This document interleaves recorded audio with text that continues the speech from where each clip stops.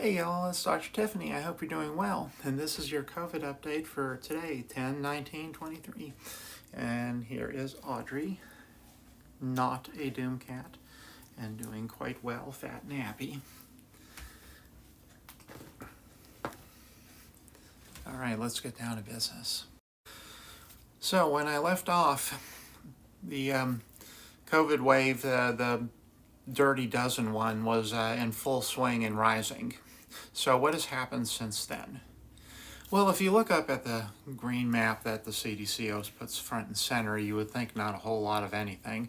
Although you might notice that there's a good bit more yellow and red or orange spots than compared to usual. So I like to look at the change in hospital admissions to see whether a wave is rising or falling.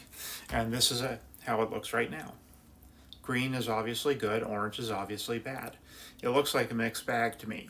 The green does outnumber the orange, but there's particular hot spots in the Rockies and the Northeast, and that indicates a wave that is falling but still has some burns ongoing, which is actually, if you remember back before, it is what the forecast that I made, that it would be falling in October in preparation for the rise of the next wave, which is probably going to be somewhere starting around Thanksgiving or so. So it looks like it is actually following that flight plan. How do I know that? Why? Because that's what it's done the previous 3 years.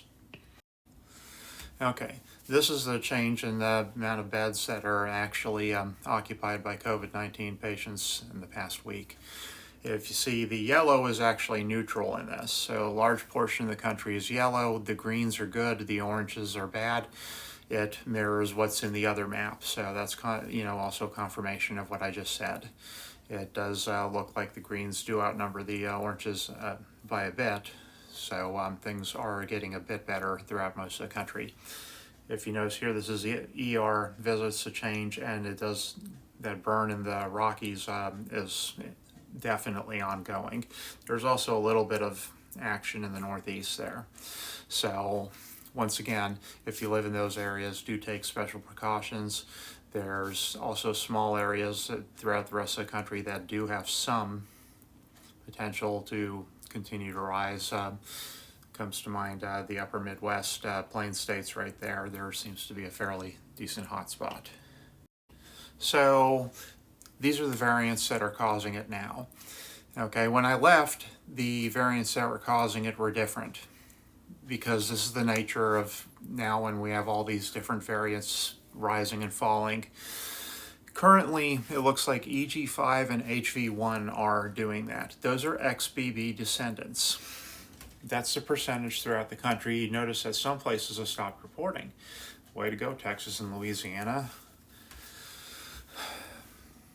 But, and if you're really into stats, here's all the percentages. If you want to see closer, pause, take a screenshot, and zoom in, okay? These two new variants, EG5 and HV1, don't have any special characteristics, and I'm going to show you something next. This is the COVID family tree. If you see right there, I zoomed in on this area right here to show you that the current variants are XBB based. So the XBB booster